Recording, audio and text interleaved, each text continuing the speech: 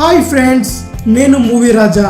శ్రీమంతుడు సినిమాతో అనూహ్య విజయం సాధించిన ప్రిన్స్ మహేష్ బాబు ప్రస్తుతం బ్రహ్మోత్సవం సినిమా చేస్తున్నాడు.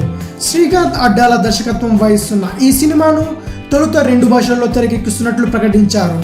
ఇప్పటి వరకు మహేష్ ఏకకాలంలో 2 భాషల్లో నటించలేదు. అందుకే దీనిని తెలుగు, తమిళ భాషల్లో తెరకెక్కిస్తామని చెప్పారు. కానీ సినిమా నిర్మాణ విషయంలో ఒక షాకింగ్ నిర్ణయం తీసుకున్నట్లు ఫిలిం నగర్లో ప్రచారం నడుస్తోంది.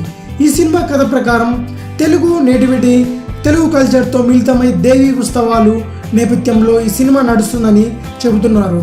ఇందుకోసం విజయవాడ దేవీ ఉత్సవాల బ్యాక్డ్రాప్తో తెలుగులో తీస్తున్నారు. దీనిని తమిళ వర్షన్లో బ్యాలెన్స్ చేయడానికి టెక్నికల్గా కొన్ని సమస్యలు ఎదురయ్యాయట. దీనికోసం బృందంపై ఎక్కువ ఒత్తిడి పడుతోందని భావిస్తున్నారని సమాచారం. దీనికి తోడు ఇరు భాషల్లో నటించే నటీనటుల డేట్స్ విషయంలోనూ కొన్ని సమస్యలు ఎదురవుతున్నాయట. దీంతో షూటింగ్ చాలా నెమ్మదిగా జరుగుతుందని, అందుకే ఒకేసారి 2 భాషల్లో తీయడం కుదరదని భావించి తెలుగులోనే కంప్లీట్ చేద్దామని ఫిక్స్ అయ్యారట. తర్వాత దీనిని తమిళంలో డబ్ చేసే ఆలోచనలో ఉన్నారని తెలుస్తోంది. ప్రస్తుతం అయితే బ్రహ్మోత్సవం కోలీవుడ్లో లేనట్టే. వచ్చే వేసవి సెలవుల్లో బ్రహ్మోత్సవం విడుదల చేస్తామని ప్రకటించడం, సినిమా షూటింగ్ ఆలస్యం అవుతుండడంతో తెలుగులోనే తీయాలని నిర్ణయం తీసుకున్నారని ప్రచారం నడుస్తోంది. మహేష్కు తమిళంపై బాగా పట్టుంది గనక డబ్బింగ్ చెప్పుకోవడం సులభమే.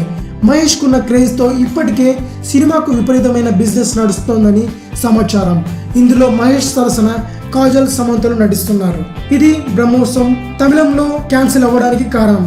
మరిన్ని మూవీ న్యూస్ కోసం రీమిక్స్ కింగ్ ఛానల్ని సబ్స్క్రైబ్ చేయండి. Thanks for watching. బాయ్.